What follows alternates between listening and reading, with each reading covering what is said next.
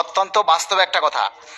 আজকে যদি মহার্ঘ ভাতা কার্যকর হয়, আগামীকালকে থেকে দ্রব্যমূল্যের দাম অনেকটা বেড়ে যাবে।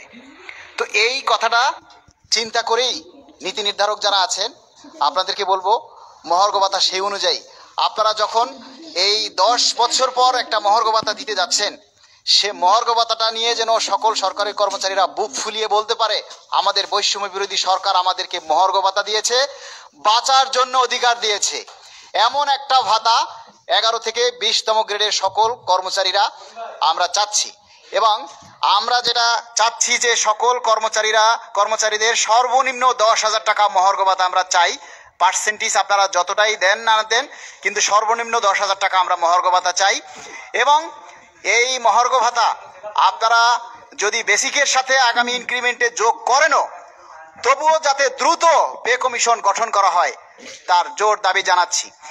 এই একই দাবিতে আমরা আগামী 18ই জানুয়ারি রোজ শনিবার আমরা একটি প্রতিনিধি সভার আহ্বান করেছি, যেখানে প্রধান অতিথি হিসেবে উপস্থিত থাকবেন নাগরিক ঐক্যের সম্মানিত সভাপতি মাহমুদুর রহমান মান্না ভাই এবং গণসংহতি পরিষদের মহাসচিব না সভাপতি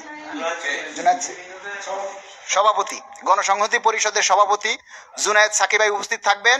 এবং আরও অন্যান্য বিভিন্ন রাজনীতিবিদ, সিনিয়র নেতৃত্ববৃন্দ যারা আছেন তারা উপস্থিত থাকবেন। আপনারা সবাই উপস্থিত থাকবেন এবং সবাই উপস্থিত হয়ে আমাদের এই প্রোগ্রাম আপনারা সফল করবেন, এটাই আপনাদের কাছে আমাদের প্রার্থনা। আপনারা ঘরে বসে অনেকেই আমার লাইভ দেখে বলেন যে ভাই মহাসমাবেশ দেন, রাস্তায় মহাসমাবেশ দেন, এবং সেটা কোথায় দিতে হবে? রাজপথে।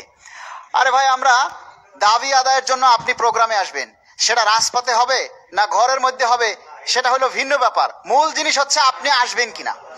আমরা যদি রাস্তায় প্রোগ্রাম দেই, আপনি আসলেন না, তাহলে প্রোগ্রাম দিয়ে লাভ কি? আর আমরা যদি ঘরের মধ্যে প্রোগ্রাম দেই, সেটা যদি কানায় কানায় পরিণত হয়ে যায়, তাহলে ওইটাই তো মহাসমাবেশ হয়ে যাবে।